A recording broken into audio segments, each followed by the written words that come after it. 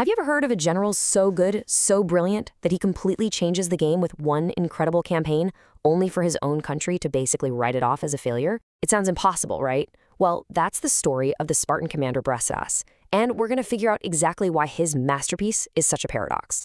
So, that's the central question for us today.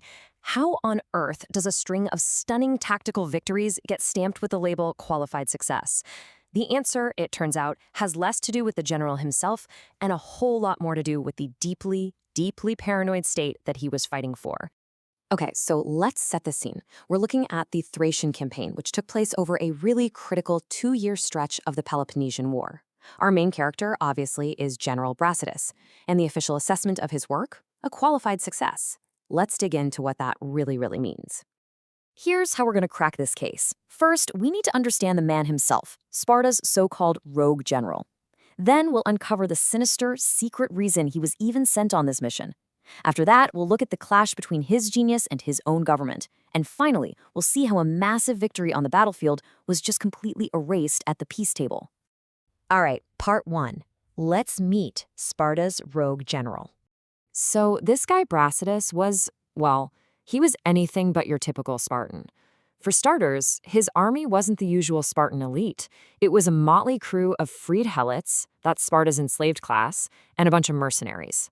And his tactics, he didn't just use brute force. He used charisma, diplomacy, and persuasion to convince Athens' allies to flip sides. And it worked. He actually managed to capture Amphipolis, a super important Athenian colony. The thing is, he wasn't just winning. He was winning in a way that made Sparta really uncomfortable. And this quote from the historian Thucydides just says it all, doesn't it? It's the ultimate backhanded compliment. Calling him a good speaker for a Spartan tells you just how weird he was. Spartans were supposed to be warriors, men of few words, not slick diplomats. Brasidas was a dangerous and brilliant exception to the rule. So that begs the question, why did Sparta, this super rigid society, even approve such an unusual commander and campaign? Well, the answer lies in a really dark, secret motive. Now, on paper, the reasons they gave were perfectly logical. First, they wanted to stir up trouble for Athens in the north, to take some pressure off of their homeland in the south. Second, they really wanted to capture some Athenian allied cities to use them as bargaining chips. See, they needed to get back a group of important Spartan soldiers who had been captured. Makes perfect strategic sense, right? Yeah, but that wasn't the whole story. Not even close. Those official reasons were hiding something much more cynical and, frankly, chilling. The entire campaign was, in part, a cover for an internal purge.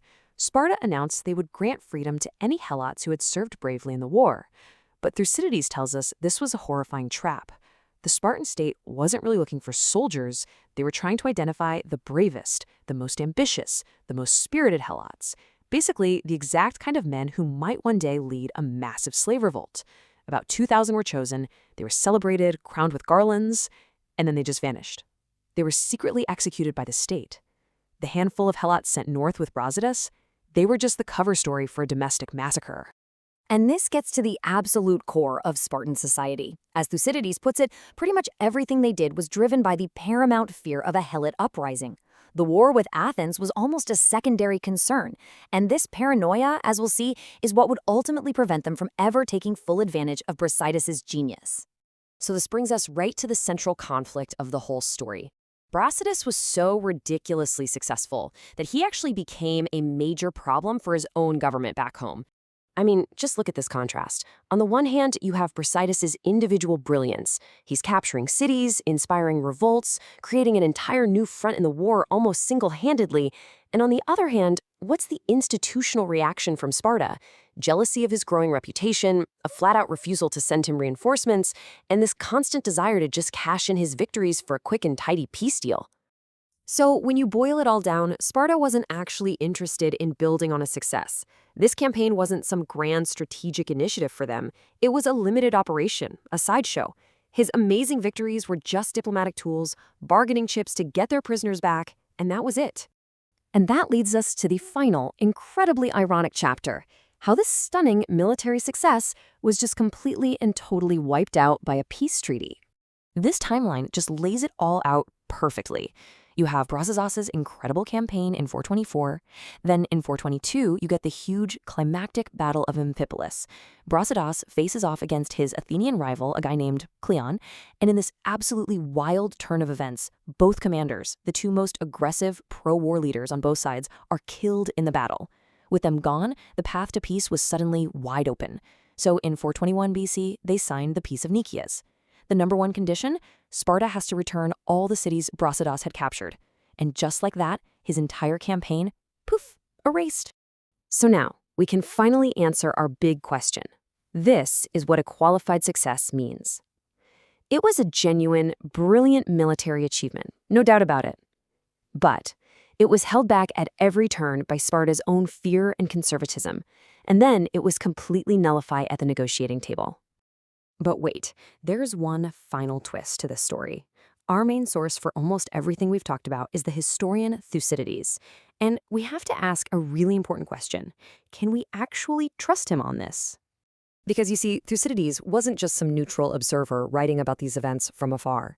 He was the Athenian general on duty who was supposed to stop Brasidas at Amphipolis, and he failed.